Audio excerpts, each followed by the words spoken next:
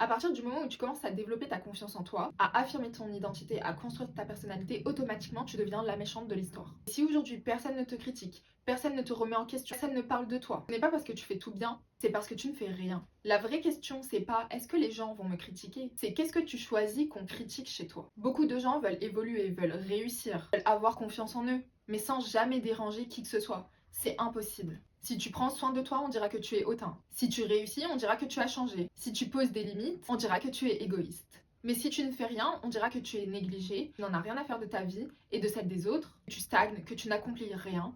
Alors qu'est-ce que tu choisis? Est-ce que tu préfères qu'on dise de toi que tu n'arrives à rien faire dans ta vie ou que tu es trop sûr de toi mais qu'au moins tu avances? Faut choisir son camp. Faut que tu sois honnête avec toi-même. Est-ce que tu préfères être une personne complète, une personne autonome, une personne qui a des valeurs et des principes et qui est alignée avec ses valeurs et ses principes? Ou est-ce que tu préfères être un mouton parmi le troupeau, qui suit tout le monde, qui n'a pas de personnalité, qui n'a pas d'identité? Tout ça, pourquoi? Pour ne pas déranger les autres? Tout ça pour l'amour des autres? Tout ça pour un petit peu de gentillesse des autres? Tu acceptes ça pour t'abandonner complètement, pour vivre la vie des autres et non pas ta vie? À la fin, il n'y a que deux rôles possibles. C'est soit tu passes pour l'idiot de ton histoire, soit tu passes pour le méchant de leur histoire.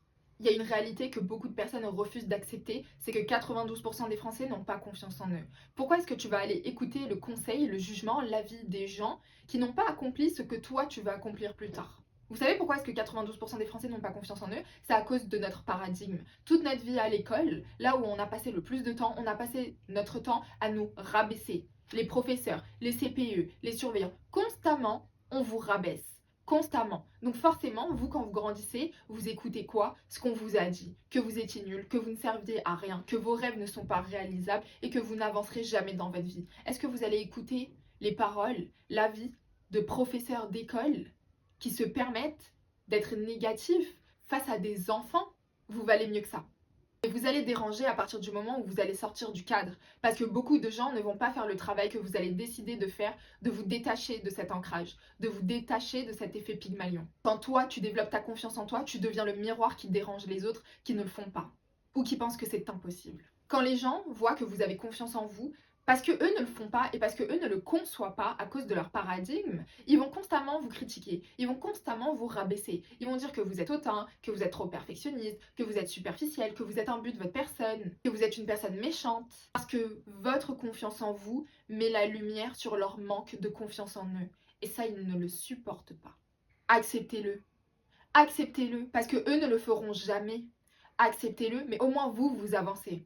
Ne laissez jamais les critiques vous atteindre, surtout quand elles viennent de personnes qui n'ont pas le style de vie, le mode de vie que vous voulez avoir plus tard. Attention, je ne dis pas de devenir une personne froide et méchante quand vous avez confiance en vous, c'est absolument pas ça, avoir confiance en soi. Mais il faut que vous soyez aligné avec vos principes, vos valeurs, avec vos paroles, avec vos actions. Il faut que vous soyez aligné avec ce que vous acceptez et avec ce que vous refusez. Apprenez à vous retirer de ce qui ne vous apporte rien.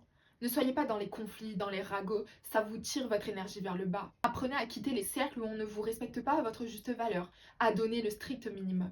Quand vous vous respectez, quand vous avez confiance en vous, vous allez toujours passer pour le méchant de l'histoire. Acceptez de passer pour le méchant de l'histoire. Acceptez de déranger. Mais au moins, vous ne passerez jamais pour la personne qui s'est abandonnée pour le regard et la vie des autres. Et ça s'appelle l'estime de soi. Et le respect de soi-même. Alors choisis bien ton rôle. Guys, j'espère que cette vidéo qui a un petit rappel, une petite notion différente qu'il y a autour de la confiance en soi vous a plu. Si vous avez des questions, n'hésitez pas à me les poser dans les commentaires, à échanger avec moi sur les réseaux sociaux. Abonnez-vous, likez la vidéo. On se retrouve bientôt pour une prochaine vidéo. Ciao, ciao.